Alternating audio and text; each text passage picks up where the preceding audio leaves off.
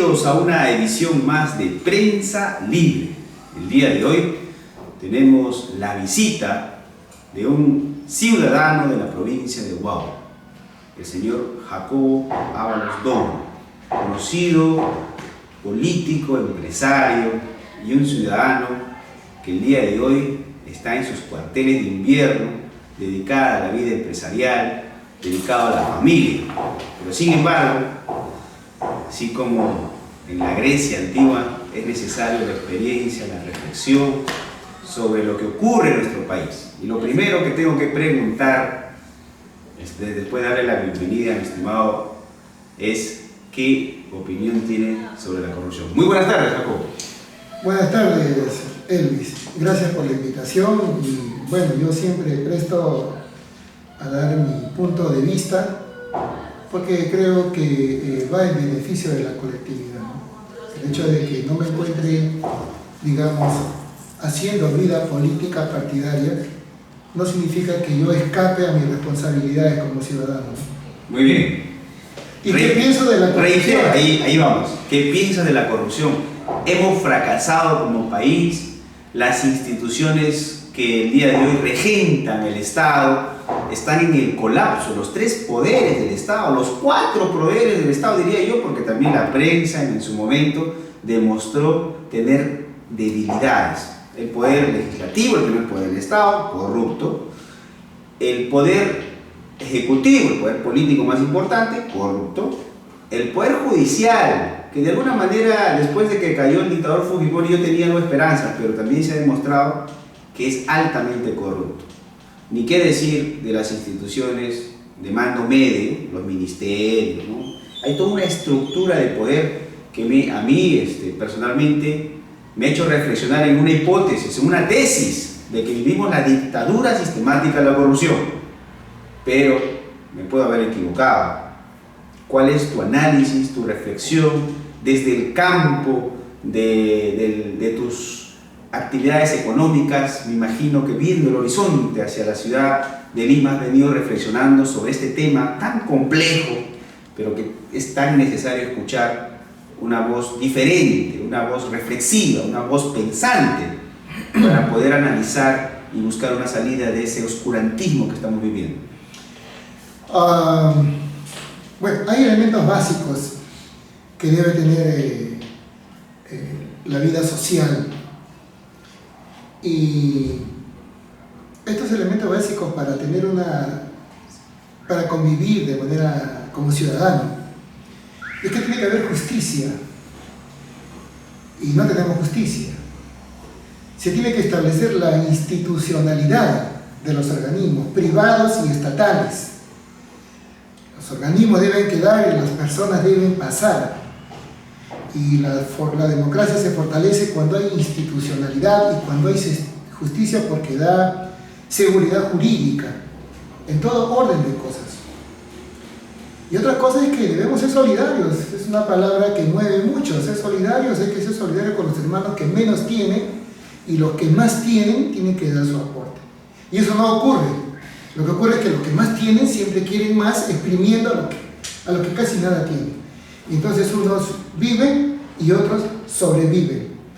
Y partiendo de ese punto de vista, pues tenemos que hacer una construcción de una sociedad que esté acorde con la dignidad humana, ¿no? Para poder convertirnos en ciudadanos. He escuchado voces subterráneas que tienen que ver con un pasado bastante vergonzoso en la historia del Perú.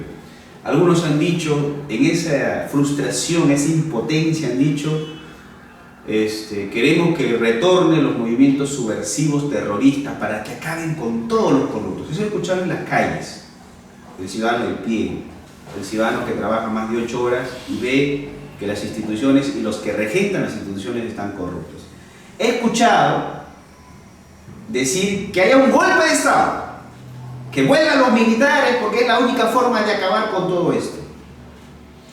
Y he escuchado, algunos también, que apliquemos el artículo 42 de la Constitución, donde nos permite a los ciudadanos hacer una revuelta y rebelarnos y volver a la democracia.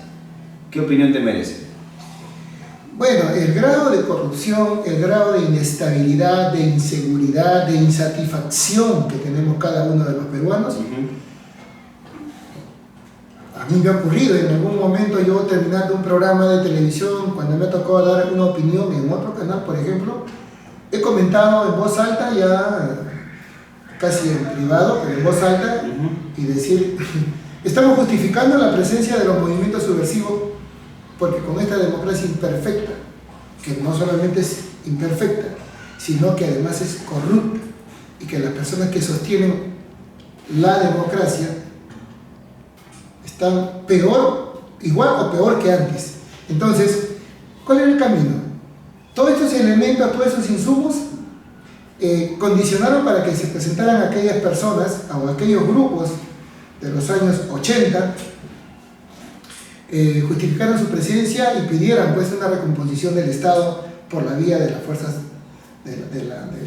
claro, es totalmente retrógrado pensar de que va a llegar un grupo iluminado a cambiar a costa de muerte, sangre, ¿no? Todo esto. Pero ¿cuál es la salida, Jacobo? ¿Cuál es la salida? Claro, pero lo que pasa es que no dejamos de pensar en eso y no olvidemos que justamente parte de lo que está ocurriendo es una secuela de una sociedad enferma. Porque hemos tenido muchos años de terrorismo, muchos años de violencia. Los ciudadanos ahora, si ven noticias, la única manera de llamar la atención para vender un periódico o para que esté vigente un canal es que te presente sangre, violencia. Cada vez más,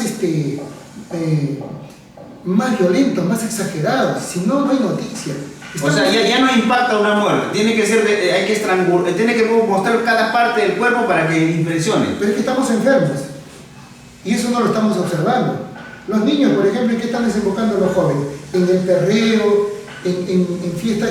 Los jóvenes ahora cuando van, el sicariato. Cuando van a ir a su fiesta no se van a las 9, 10 de la noche, se van a partir de las medianoche y regresan al amanecer o regresan al mediodía. Pero ¿cómo cambiamos? Por eso estamos hablando de golpe militar, están hablando de que retornen los movimientos subversivos, están hablando de una revuelta para recuperar la institucionalidad. ¿Y qué es lo que ha dicho el Estado?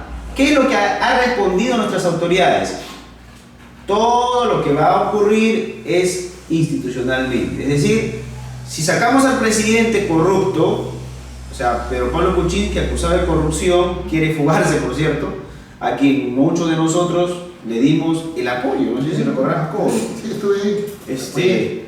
Pero también me da mucho gusto que el momento que te diste cuenta que este gobierno no va para más, le diste una patada a la subcoordinadora nacional y te volviste a tus actividades económicas y familiares. Pero, miren, la salida institucional era, se va Kuczynski y bueno, viene Vizcarra.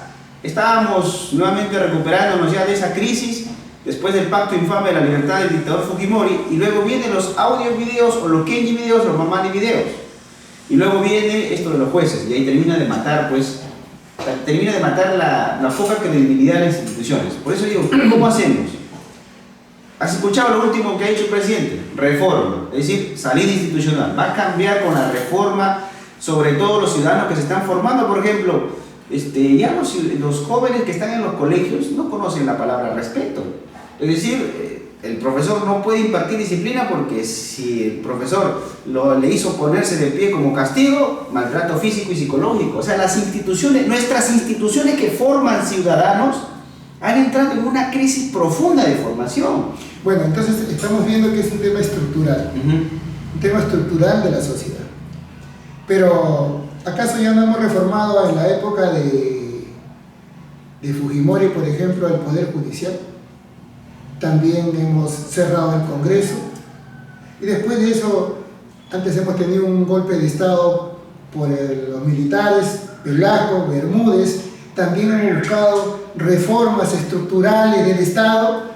¿Y por qué no da resultado? ¿Por qué no nos preguntamos por qué no da resultado si finalmente el semillero somos los mismos nosotros? De repente mi hijo, mi nieto más adelante puede ser un ministro de Estado, un dirigente, no sabemos. Pero está en nosotros en este momento en que estamos conscientes, nosotros que estamos en la actividad, que tenemos todavía fuerza para seguir adelante. Claro, tenemos el liderazgo dentro de nuestra familia todavía, como es el caso yo con mis hijos, mis nietos. Es mi responsabilidad, mi tarea. Pero ahí hay algo que nos disminuye también, porque muchas familias no lo pueden hacer porque no tienen trabajo. algo, porque están buscando un trabajo, porque trabajan 16 horas, 18 horas, 14 horas, descuidan el hogar. Este es un caos. Es un problema. Estamos viviendo una anarquía. Exactamente. Yo he dicho en algún momento que estamos ya en una anarquía. Ahora, vamos a aterrizar, porque no podemos estar pues en las quejas, en los comentarios, ¿y qué hacemos? Se ha tocado y se ha demostrado que el Poder Judicial es uno de los poderes más corruptos en este momento, porque el día domingo en algunos canales se está transmitiendo la confianza y el negocio que tenía, por ejemplo, este famoso Caracol, estando preso, negociando con un comandante jefe de la policía del Callao, negociando con el alcaide que tenía que ver con su cautela, con su prisión, llamando y poniendo nombres de unos abogados que tenían nexos con el poder, la Corte Superior del Callao, y ese de la Corte Superior del Callao, cuando iban, por ejemplo, algunas que iban a la Corte Suprema, tenían el enlace de la Suprema, y por ahí es decir, el tráfico de influencias hasta la Federación de Fútbol ha llegado, y incluso declararon una ciudad en el norte, o una cooperativa, como es Tuman, a darle pues, ¿cómo se llama?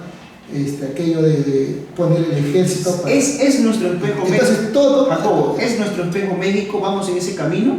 México lo dirige, México es un narcoestado. Un narcoestado, donde el crimen organizado dirige el Estado, donde la policía es corrupta, donde la fiscalía es corrupta, donde el poder judicial es corrupto. El mismo presidente y los poderes políticos son elegidos de acuerdo al criterio de las bandas criminales. Ya, eso lo sabemos, nacionalmente. Por eso te digo, vamos en ese camino. El país está así, ya.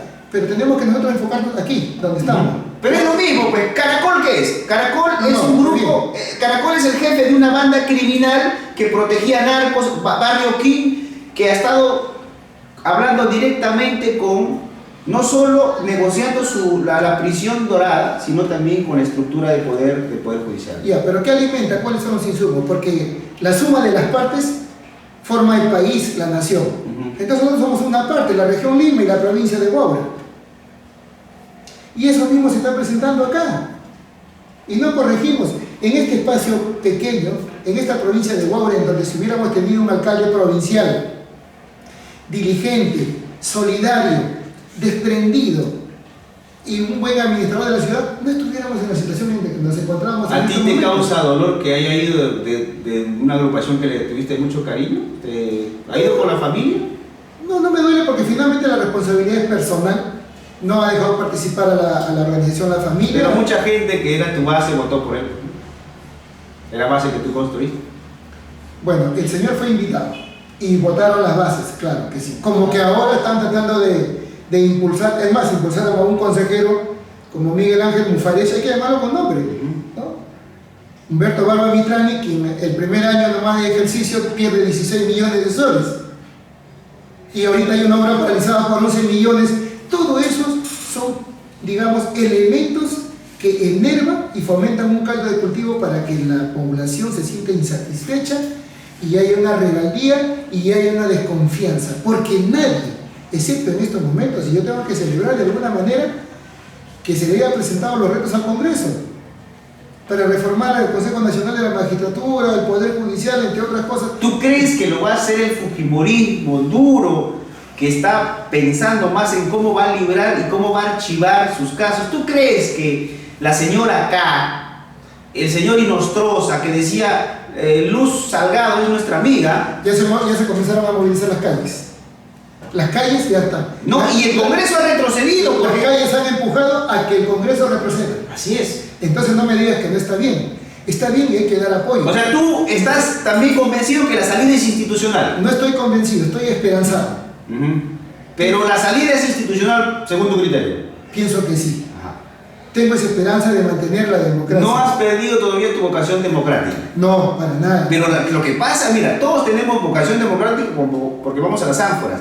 Pero cuando nos ponen en situaciones límite, porque estamos en situación límite, ¿cuál es la situación límite? Oye, ya dejamos de creer en las instituciones. Es como en una guerra. La situación límite en una guerra es, oye, o salvo mi vida o tengo que matar para sobrevivir. O sea, es una situación límite. En esta situación límite, claro que no estamos en una guerra, pero estamos en un descrito tal que las instituciones no nos causan una sola pizca de confianza. Escuché en la mañana al primer ministro de Villanueva, y sus declaraciones han reforzado esa esperanza que tengo, sinceramente. Porque considero que el premier Villanueva fue exitoso, y fue tanto su éxito en la región San Martín que lo llamaron para que fuera primer ministro en la época... Pero lo llaman el conspirador, ¿no? Lo llaman en la época de Ollanta Humala, lo llaman. Como lo que sucedió y que la hizo mal con este hombre de izquierda, ¿Yahú decimos? Yahú decimos. Tuvo mala leche, mala suerte, perdón. Y el APRA lo quemó, ¿no? El APRA lo quemó y era un reelecto en la región y tenía buen perfil, ¿no? Exitoso, claro. ¿no? Levantó económicamente el turismo, entró en una bonanza económica, y como que ahora está sucediendo con el presidente Vizcarra, que también lo invitan a ser vicepresidente por el éxito que tuvo en la región Moquegua. Entonces ahora esto está constituido por un presidente exitoso en su región Moquegua y por un primer ministro exitoso en la región San Martín. Ellos son los que cargan el peso de la crisis. La experiencia, ¿no? Claro. Y son inteligentes, porque esta jugada prácticamente los ha dejado mudos en el Congreso. Por primera vez en mis 64 años he visto casi un Congreso mudo, esperando a ver qué otra noticia venía, y llegaron a un momento en que se quedaron así, digamos, en un estado catatónico sin saber qué hacer, porque cada vez venían más y más propuestas. Es decir, dentro del tablero estratégico, políticamente hablando, están en un jaque. Lo están jugando, se lo están jugando, ¿sí? Ahora, no hay que perder de vista que en mi modesto análisis, quien lo ha llevado y quien le ha dado las condiciones de alguna manera es la izquierda. ¿Aquí? La izquierda. Pero la izquierda de la socialdemocracia. La izquierda de las calles. La izquierda de las calles. Porque la derecha está, claro, ¿no? Entonces, la izquierda de las calles, los jóvenes, la gran esperanza de los jóvenes, de las universidades, estos colectivos se han movilizado muy rápido, no se tienen un poder de convocatoria, pero rapidísimo que han estado. Yo no creía que iban a estar el 27 en las calles, tampoco creí que iban a estar un día antes, han estado, y eso mueve, ¿no? Ha movido. Y en este momento lo tenemos en jaque, pero todavía no es mate. Y eso es lo que tú estás reclamando, el mate. Están hackeados. ¿Cómo van a reaccionar? Ellos tienen capacidad de reacción. Yo siempre me pregunto, detrás de la señora K, no de Keiko Fujimori, de la señora K, detrás de la señora K, dicen que está el asesor Pierre Figari. Yo me pregunto, ¿es Pierre Figari o es Vladimiro Montesinos? ¿Quién opera las líneas estratégicas de la señora K? Mira, no de Keiko, de la señora K. Mira, la presencia de Vladimiro Montesinos puede que sea una loa para él, pero hay que reconocerle. Porque si no reconocemos los méritos del enemigo, no sabemos con quién estamos lidiando. Claro. Él es un genio de la estrategia. Es un loco. No te olvides que él... Es un maquiavelo. Él gozaba estando... Su trabajo de él era recoger información de todo el país, le llegaba en un ratito. Y él se encargaba con su equipo de analizar y evaluar y dar las directivas del caso. Esa es su pasión, su locura, así como hay gente que le gusta beber, a otros les gusta bailar, fútbol. A otros les gusta el fútbol, a otros les gustan las amantes, a otros les gusta... La tragamoneda. Este hombre, su pasión es... Está feliz en la base naval del Callao. Conspirar a diario. No te olvides que estaba al día de lo que pasaba con Ollanta Humala. Así es. ¿No? Completamente al día, ¿no? Entonces... puede ser que sea claro. Lo que tú estás comentando. Tú no sé si tú recordarás que Vladimiro Montesinos le envía una carta al líder de Sendero Luminoso, a John Guzmán, le dice que tenía que, para buscar la reconciliación, tenía que votar por Keiko. Y esa carta fue incautada en la época de Ollanta. No sé si te recordarás.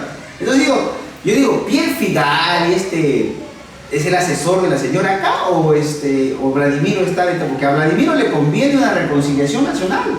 También a todos los de Sendero, ¿no? Una reconciliación, una amnistía, una reconciliación, no pasó absolutamente nada, todos a la calle, nuevamente a la fiesta de la política violenta. Bueno, pero ya serían lobos sin dientes, ¿no? Todo puede pasar en este país, ¿no? Sí, puede pasar, pero... ¿Qué es lo que ha contenido ¿Qué es lo que ha contenido que Keiko no sea presidenta?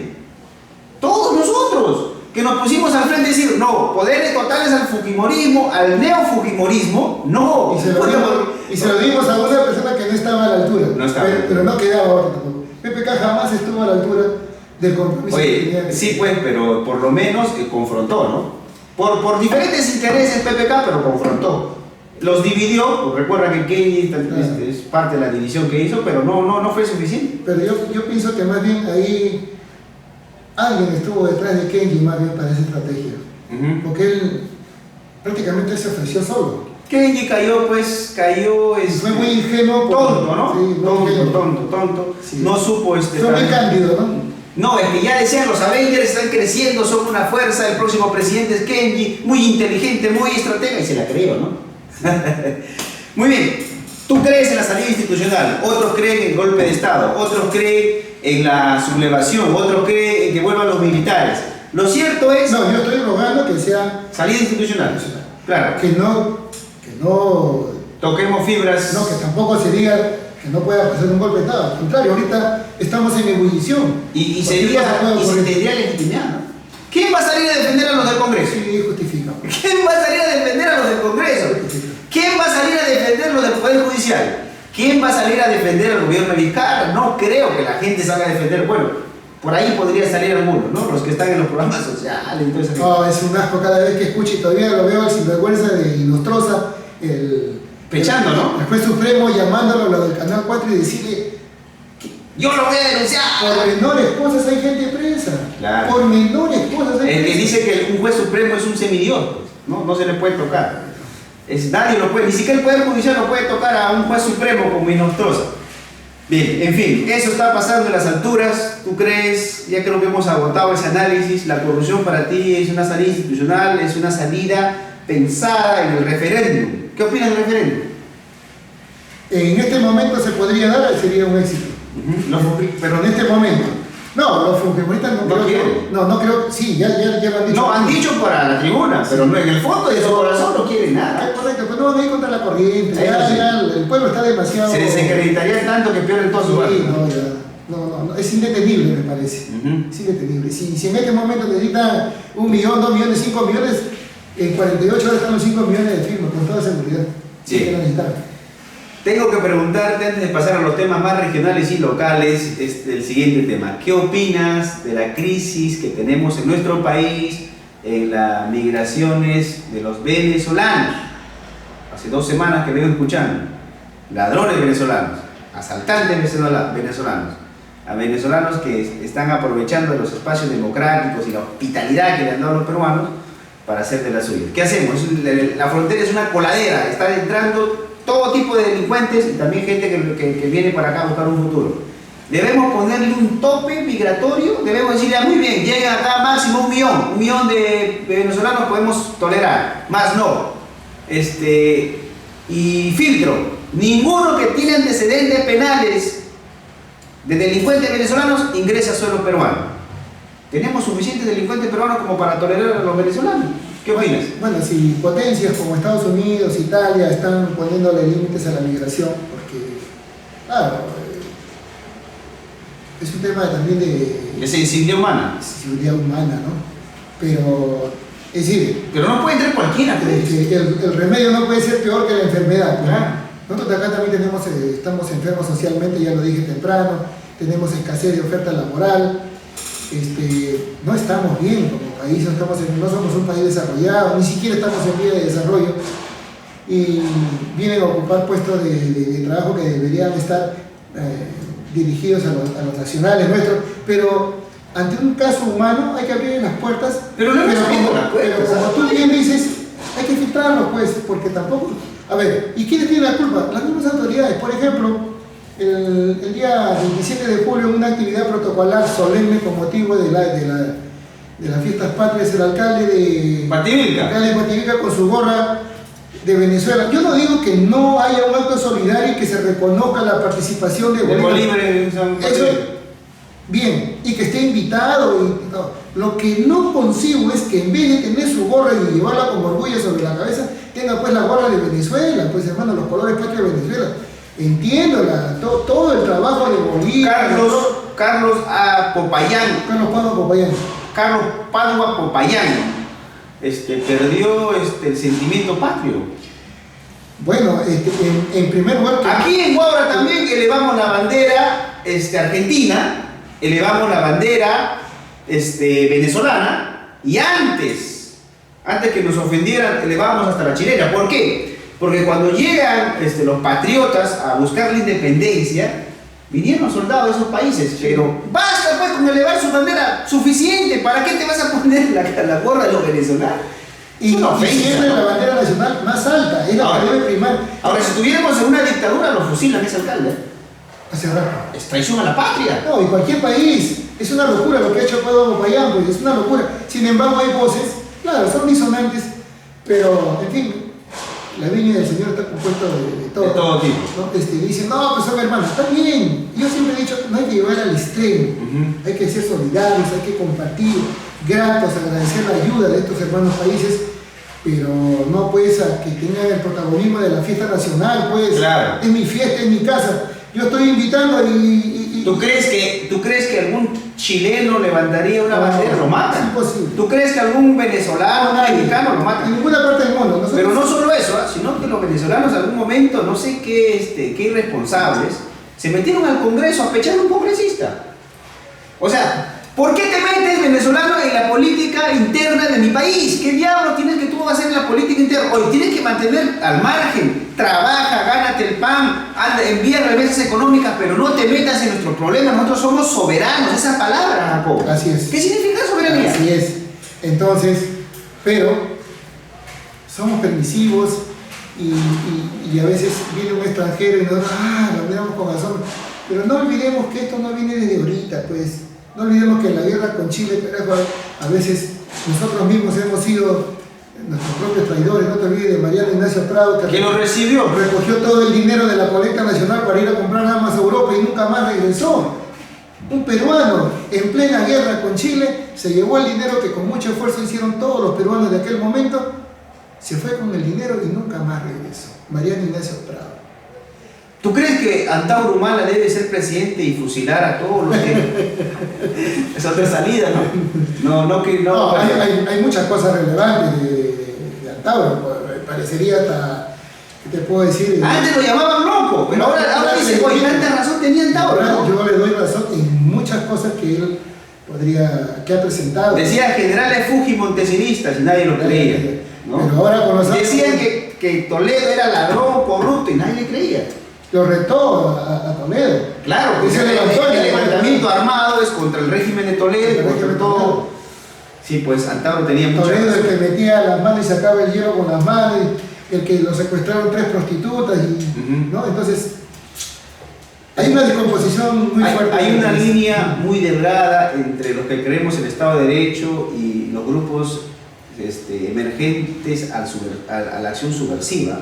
Mucho cuidado, no quisiera que retornemos a esa acción, pero ojalá que la salida institucional que tú piensas, que yo también en el fondo de mi corazón no quisiera ver hermanos enfrentados a muerte. No quiero una reyerta, no quiero otro grupo Sendero Luminoso que me meta una cochebomba porque no cree en las instituciones.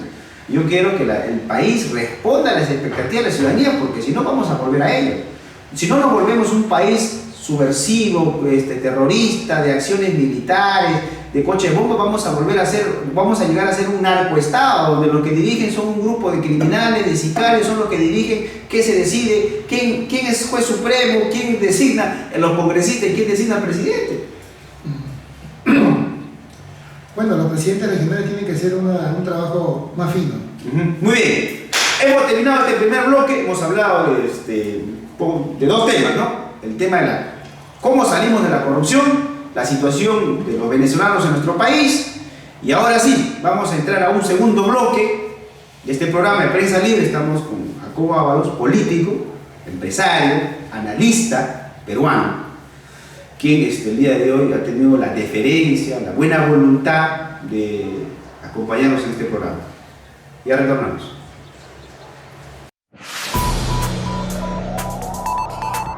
Bien, estimados amigos, retornamos a Prensa Libre en el segundo bloque. Tenemos el día de hoy la grata visita de Jacobo Ábalos y vamos a hablar de algunos candidatos, de todo, mil disculpas, no vamos a poder hablar de todo el universo, pero por lo menos de los favoritos, o de los que dicen ser favoritos, porque al final no hay ninguno favorito.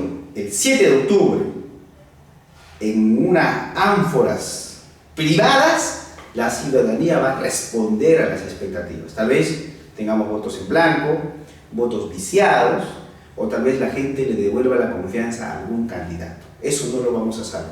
Pero lo que sí podemos advertir con este programa, con nuestros invitados, nuestros analistas, más o menos de quién se trata. Muy bien, Jacobo Ábalos.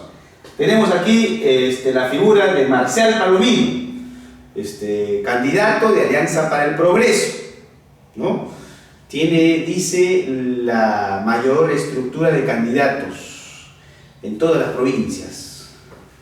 ¿Qué opinión te merece? ¿Qué opinas? ¿Cuáles son tus expectativas con respecto a este candidato? Bueno, primero que nada tengo que aclarar que desistí de participar políticamente y desestimé muchas invitaciones para participar en estas candidaturas que se van a hacer el 7 de octubre, para tener, digamos, una opinión más imparcial, más objetiva, ¿no? Para que no estuviera, pues, digamos, frenada por la simpatía. Me parece que también un poco la situación por la que pasaba, ¿no? Bueno, también el aspecto familiar, sí me ha impulsado, es un tema de salud también. Tenías postergado tus proyectos económicos. Pero bueno, todo eso sumó y dije, en este momento hago un paréntesis y voy a dedicarme a lo mío. Y entonces, a tu televidente quiero decirle que mi apreciación es completamente imparcial. Así es. Y en cuanto a Palomino, Alianza para el Progreso. Alianza para el Progreso, que está representado por Marcial Palomino. Para comenzar, pienso que es el gran perdedor, ¿no? Porque él fue candidato regional, perdió, candidato al Congreso, perdió. Ahí no perdió, ahí lo sacaron por tonto. Pero igual, participó por una o varias razones, pero... Lo sacaron porque no tuvo una buena asesoría legal, ¿no? Y no sé si también ahora está a punto de que, creo que ya la salvó, pero no sé si te diste cuenta que también, o sea, Marcial Palomino tiene pésimos asesores en el tema de la inscripción electoral. Bueno, entonces, yo en realidad, yo lo veo y respeto su trabajo empresarial, y para nada, ¿no? Yo no puedo ser mezquino de no reconocer que como el éxito empresarial educativo. Exitoso, su éxito personal, familiar, me parece bien, tiene una familia, un hogar bien constituido, estable, que eso ya es meritorio. Pero políticamente no lo veo con compromiso, en realidad no lo veo una persona solidaria, que tenga vocación de servicio, que tenga esa emoción social de querer construir una sociedad. No lo veo, es mi apreciación personal. Sin embargo, hay otros valores que ameritan y que hacen posible que él tenga presencia y que crea que con su dinero, con su éxito empresarial, él puede ser un presidente regional. ¿No? Ese sería claro. Muy bien, sí, pues, el ingeniero Marcial Palomino dice que se ha ganado pulso la antipatía. Yo la verdad lo conozco, tiene sus virtudes y tiene sus defectos, pero ya está en usted reflexionar, pensar si realmente podría ser nuestro futuro gobernador regional. Nada más, vamos a seguir en esa línea. A ver, vamos a ver la candidata de Huarochirí, tierra de grandes pensadores, ¿no? Huarochirí tiene 32 distritos, ¿no? Claro, 32 distritos. ¿Qué opinas de Rosita o Rosa Vázquez, la Cholita, que el día de hoy salía del Frente Faustiniano y de los Alcántara de la Universidad, que también creo que fue una aliada tuya? Paisana de un gran intelectual como Julio Cetello, ¿no? Julio Cetello, claro. Fui invitado a su agrupación, su movimiento regional, porque la coyuntura en ese momento hacía que hizo posible que yo aceptara esa invitación. Estaba libre, había renunciado muy tempranamente de la familia. Rosa Vázquez es mujer, la aprecio por el éxito personal también. Ella señala que viene desde abajo, ¿no? La historia que nos cuenta todos los que ¿no? Aspiran a ser. Y todos hemos tenido de alguna manera una historia así, ¿no? Ajá. Pero bueno, vamos a continuar, hasta Toledo, ¿no? ¿Te acuerdas que estaba los zapatos y todo? Pero yo siempre considero que tipo de personas tienen un techo psicológico que muy difícil son superados, ¿no? Algunos sí lo logran, otros no lo logran. Y ya sabemos que el Lustrabota, el chico Palomilla, pícaro de la Plaza de Armas de Chimbote, llegó hasta Harvard, dice, pero su techo psicológico hizo que siempre fuera ese pícaro. Ese pícaro, ¿no? Entonces, lo mismo pasa con ella. Y con ella yo estoy mirando de que no tiene, digamos, un mensaje real de construcción social y de desarrollo económico en la región de Lima.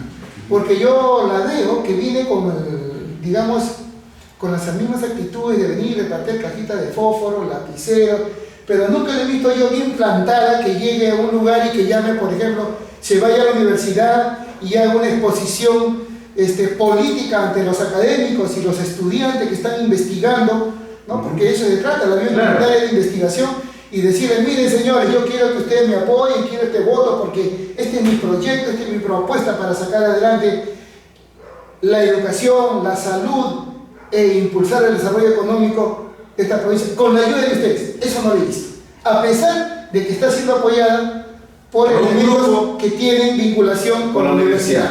Claro, porque el ex rector Valdeo Sardián, que a veces queda dormido, está como su vicepresidente, ¿no? Bueno, tiene razón, claro, pues nos gustaría que Rosa Vázquez haga una exposición de sus propuestas ejes, estimados amigos, en la universidad, y que no, el grupo que secunda a Rosa Vázquez no les amenace a los estudiantes que si no vas al meeting te voy a bajar la nota, que utilicen los profesores del CPU para dirigir una masiva y tratar de someter al espectáculo de la población. Mira, tenemos fuerza, tenemos gente. La mayoría de gente que estuvo en su meeting fue gente que está vinculada. Claro, y lo que debería de provocar ella y los que lo acompañan deberían de provocar la emoción y la convicción del voto, ¿no? Claro. ¿Por qué? Porque si tú me convences, yo me emociono, me contagio y te apoyo. Claro. Pero eso no está ocurriendo en estos momentos, ¿no? No hay ese tipo de liderazgo que nos pueda mover y movilizar. Y ojo, en la segunda edición de Prensa Libre nosotros hemos advertido a la población que ya tiene una sentencia, si bien es cierto archivadas, una sentencia por cheques sin fondo, ¿no? Tiene una sentencia y también tiene una docena de acusaciones en la Fiscalía por peculado, desobediencia y otras cosas. Lo que hacemos en el medio impreso es advertir lo que ella misma ha escrito en su hoja de vida de jurado. Ella consigna que tiene una sentencia, ¿no? Y muy bien. Bueno, ahí está nuestra candidata Rosa Vázquez de la Chorita, Unión Cívica Lima. Vamos a ver quién continúa.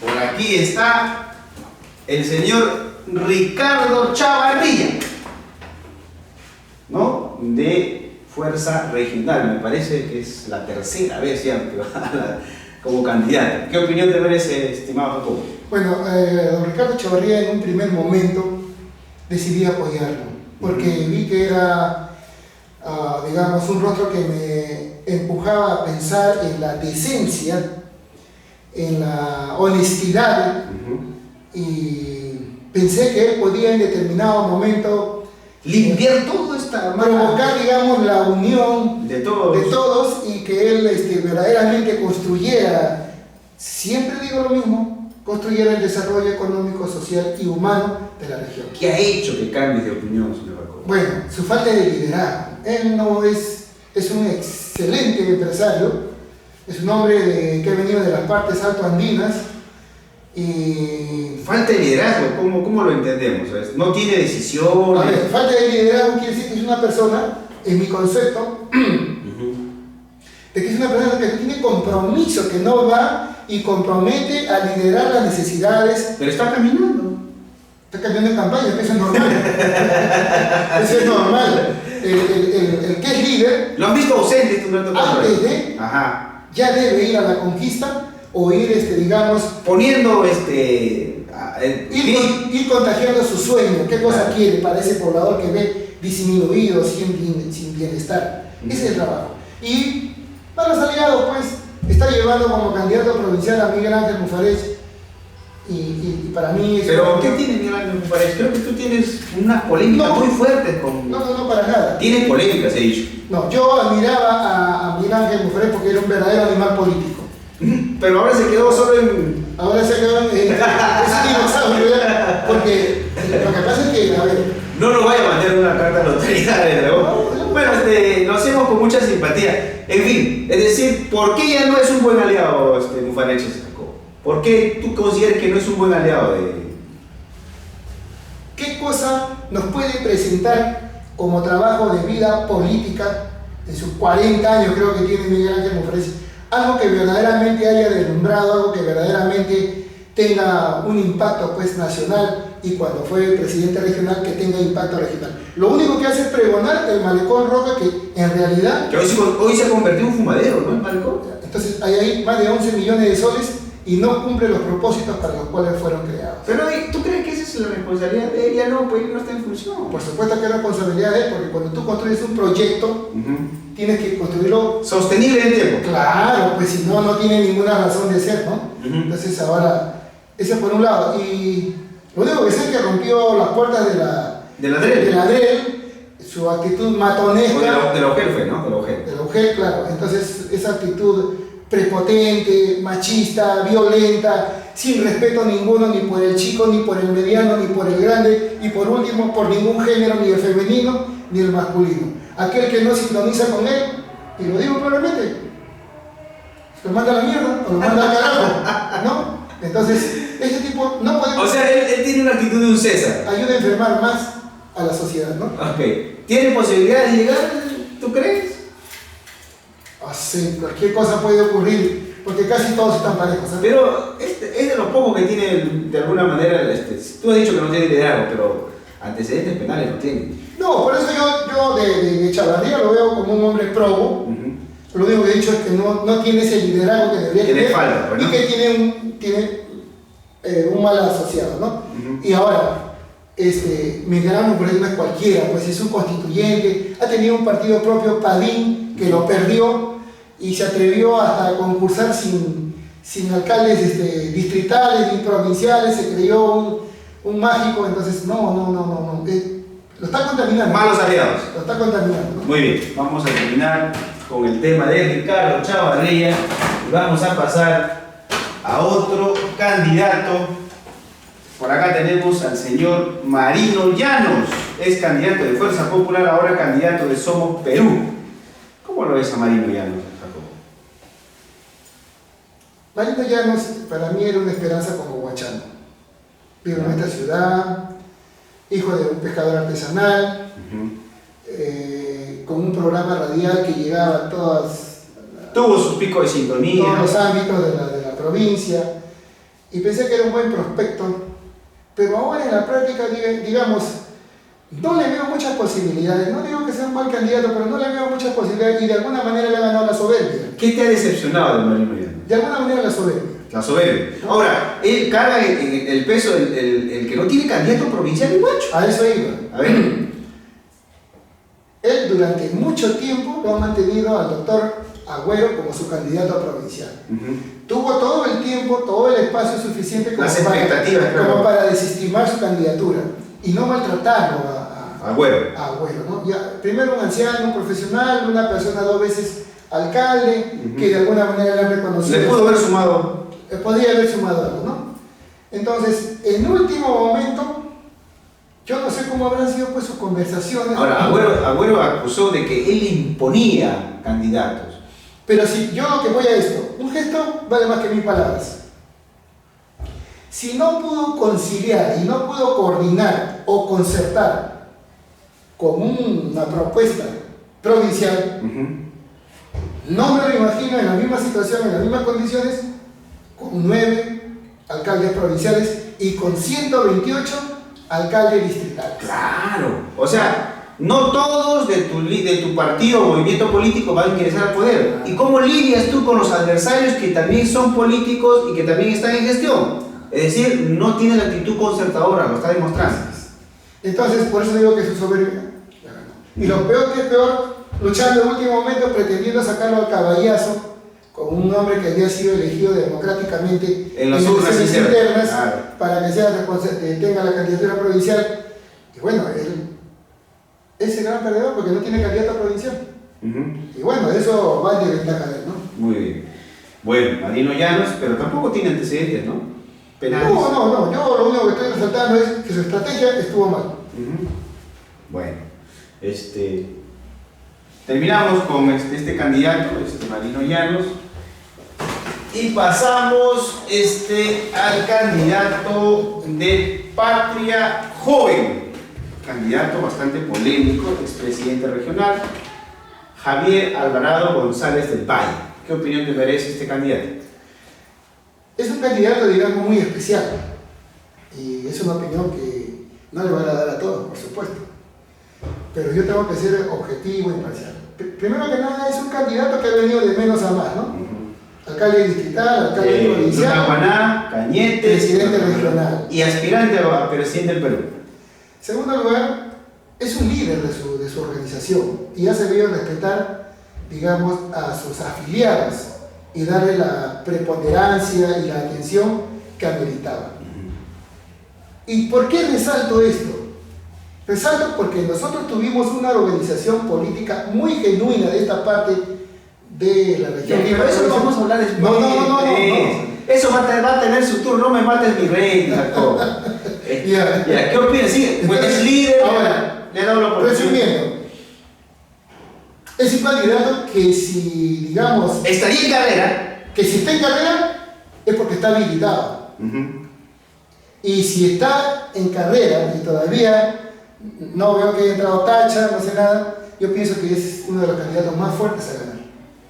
¿Así? Con toda la controversia que provoca. Muy bien, ¿qué opinas de la sentencia que tiene de 6 años por... Si le han encontrado responsabilidad, me imagino que hay una tribuna... Está prófuga. Por eso, hay una tribuna, hay un tribunal, hay un juzgado. No sé si ha sido en sala o en juzgado. El juzgado, luego ha pasado recién a sala. Si ha sido un juez que le ha encontrado responsabilidad, no creo que sea gratuito. Debe haber algo ahí. 11 años ha durado el juicio, ¿no? Ahora, ese es otro tema. Este juicio que tiene 11 años arrastrando. Claro. Y no tiene más juicios. Sí, tiene María Luisa. Sí, pero no tiene en este orden. En este orden. ¿No? Yo también he tenido un juicio con la policía 3 años. Así es. ¿No? Me he demorado 3 años y me han invitado, bueno, no me voy a distraer en mi opinión, pero yo he sido absuelto. Pero él no. Él no. Ajá. Pero yo tengo que darle beneficio a la duda hasta el último momento en el que llegue a la sala y confirme la sentencia. ¿Y por qué no ahora puede dar una opinión como sentenciado y condenado? Porque lo que sí se sabe, Jacobo, es que el dinero de Finver, los fondos de la Municipalidad de Cañete, desaparecieron. O sea, esos no va a volver nunca, a no ser de que pues, con todos los condenados tengan que pagar una indemnización. Lo que sí es cierto, no sé si él ha autorizado, yo tampoco no puedo condenar, decirle, pero debemos ser de alguna manera suspicaces en la sentencia y decir, oiga, un alcalde debe de saber lo que hace su funcionario, ¿no? Mira, te voy a decir una cosa. A ver. Hay dos verdades, la verdad real y la verdad legal. Puede que sea pues el delincuente más avesado, el número 1, pero hay que demostrárselo pues. Claro. Y mientras que no pero ya una sentencia lo demuestra. De alguna manera. Ya, claro, ya le dijeron, oiga, ya usted está condenado a pena efectiva. Y él, ¿por qué crees que él no se ha presentado? No estoy defendiendo, porque lo que pasa es que tenemos... No se vaya a malinterpretar. Además que tenemos que ajustarnos, tenemos que aprender a ajustarnos y... A ser tolerantes al criterio... a que cuando ya se le demuestre, entonces sí es, pues, está confirmado. ¿Por qué no se pone a derecho? ¿Por qué crees que no se ponga a derecho? Porque Goyo Santos lo sentenciaron y estuvo y ganó desde... No sé si no tuvo sentenciado. Claro, prisión preventiva, pero se comió pues su cara, como dicen en el argot. Son estrategias, pues. Yo no estoy en la cabeza del señor y cada uno tiene su forma de conducirse, ¿no? Pero no se ve bien. De repente no confía. Pero ¿tú crees que le haya restado la credibilidad al ponerse a la clandestinidad? Que le ha hecho media a su organización, por supuesto que sí, le ha afectado bastante, ¿no? Eso está pero sigue siendo un valle pelea para ti. No, si él estuviera mañana acá, yo estoy seguro que hasta me atrevería a decir que hasta en primera vuelta gana. Sí, ¿no? Y no estoy pecando de optimista. sino que ahora dentro de esta objetividad, esta imparcialidad en que me encuentro caminando. ¿Te permite ver un panorama? ¿Por qué razón? Porque mira, hay cosas que sí alimentan a que él esté protagónico todavía. Prometió sus 128 ambulancias, segunda para cada distrito. Mal que bien lo cumplió. Sus laptops para los profesores, lo cumplió. Trajo el médico al barrio que prometió, cumplió. Trajo sus escuelas deportivas que eran incipientes, pero que ahí estaban y cumplió, ¿no? Entonces, si nos vamos para otro candidato, no vamos a encontrar nada realmente. Entonces, pero también tiene acusaciones graves. Como, sí tiene. Creo que me parece que son 7 millones. Yo creo que él tiene un trabajo serio de demostrar su inocencia. Si no demuestra su inocencia y es confirmada la sentencia, su techo es de vidrio. Le va a caer todo el techo y, es decir, no se libera. No se libera. Ni siquiera de mi comentario. Claro. Ahora, como no tenemos todavía impreso, mil disculpas, la imagen de la señora Lita Román, vamos a poner así porque fue su aliada. Hay que imaginarnos que aquí está Lita Román. ¿Qué opinas de la candidatura de Fuerza Popular? ¿De la candidatura de Fuerza Popular o de Lita Román? Bueno, Lita porque son dos cosas claro, Lita Román ahorita representa pues la candidatura de Fuerza Popular, ¿no? Ella representa, no lo es, pero ella es una invitada de Fuerza Popular. Voy a recoger tus palabras, porque tú dices que ella representa. Y claro, es verdad, ella va a estar con todos los pasivos y activos. Pero ella dice que es invitada, pero representa. Y yo más bien, en vez de decir ella que yo soy invitada, yo diría, me sirve el símbolo. No lo representa, pero me sirve el símbolo. Claro. Necesito de un símbolo. Los votos cautivos sí me sirven. Ella debería decir, he necesitado de un símbolo fuerte para poder candidatear. Ajá. Pero ¿qué opinas? Pues tiene posibilidades. Me dicen que lo representas, entonces. Claro. ¿Qué opinas de la candidatura de Lita Román? Mira, ella como persona, en primer lugar, yo soy grato con Lita Román. No me atrevería, porque le he visto en su trabajo cuando ella no tenía presencia política aún y era profesora de turismo. Yo he visto cómo ha trabajado con jóvenes. Esa es la parte que rescato de ella. Las virtudes. He visto que, por ejemplo, después cuando estuvo ya más metida en el tema de turismo en la región, recuerdo que uno de sus trabajos fue hacer un censo de todos los de todos los actores turísticos. Arqueológicos, ¿no? Hizo un registro. Un registro, ¿no? Entonces, son trabajos meritorios. He visto sus actitudes de solidaridad, de compañerismo.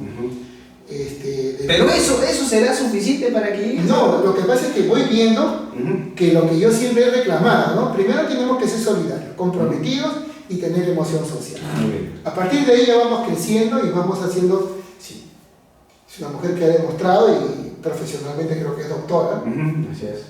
Lo que no veo bien y lo que no ven muchos que simpatizan con ella, incluso en determinado momento te lanzo, estuviste tú mismo, es que esté participando con un símbolo que en este momento se está representando lo peor que puede presentar el Estado peruano. Pero está invitada. Por eso, ya ves, entonces tú dices, pero está invitada. Y yo también digo, ¿pero la población lo dirá? Yo digo, está invitada, pero yo pienso que sus declaraciones deberían ser...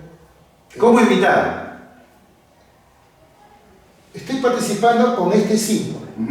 Me invitaron, necesitaba de un símbolo, pero no lo represento. Y sé que es difícil, no lo va a decir nunca.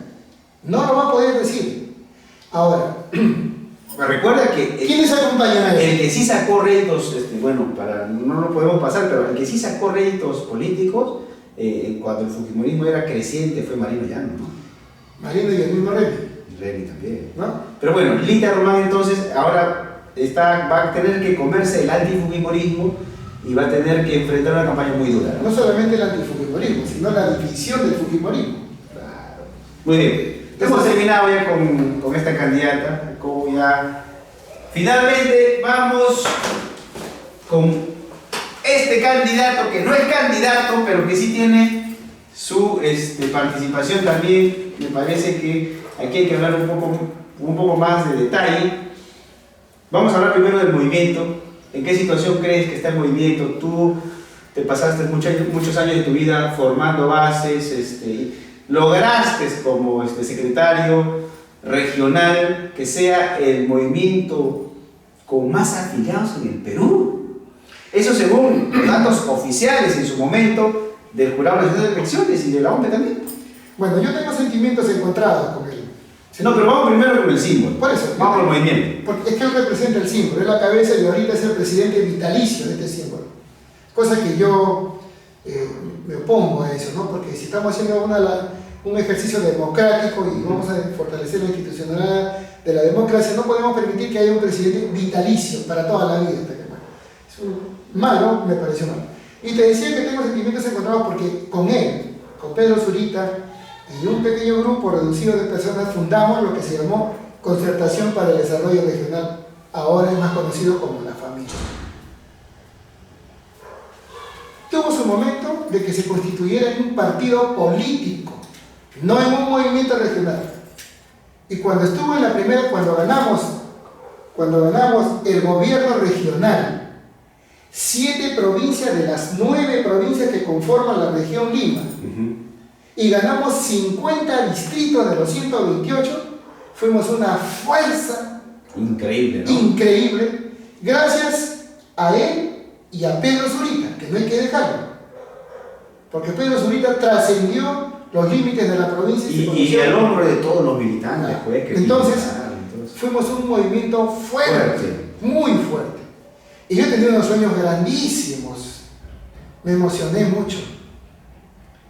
Y cuando le hablé de constituirnos en un partido político, ya no solo en un movimiento, ya no, su amigazo Luis Custodio Calderón, que llegó a ser gerente, el médico de Cañete, dijo que eso todavía no, que estaba muy lejano.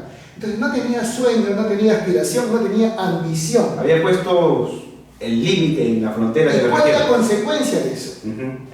Que después, cuando trabajamos para la restitución del distrito electoral, para conseguir congresistas que defendieran y que hicieran lobby a favor de nuestra región, nosotros no pudimos colocar. Como región, como movimiento regional, no podíamos participar, tenían que ser los partidos políticos.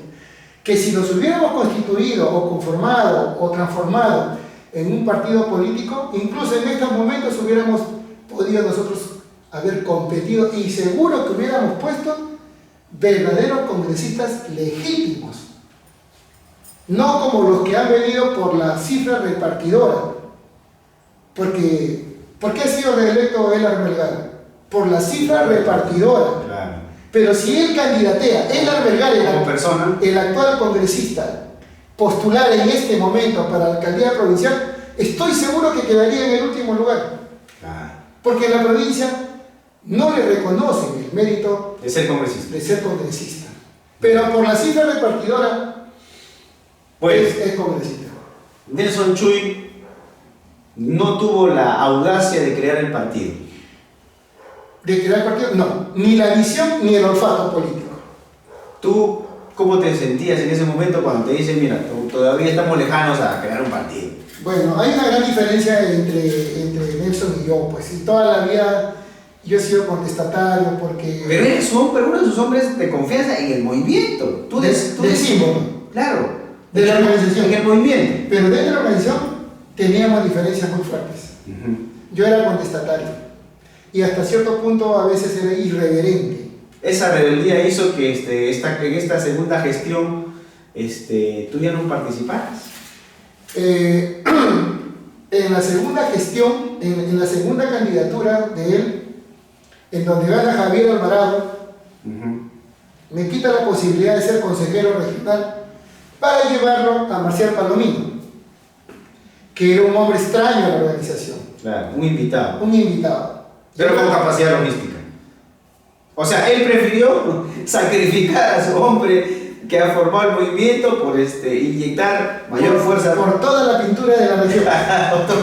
Porque ese fue su argumento.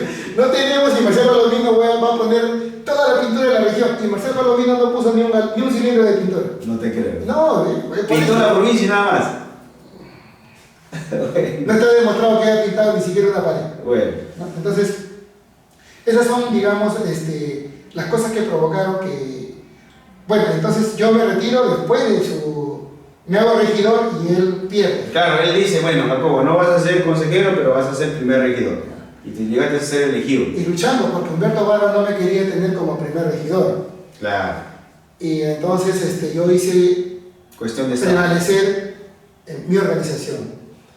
Y como regidor creo que, digamos, estuve a la altura del símbolo. Claro, casi te vacaron, ¿no? Casi te vacaron.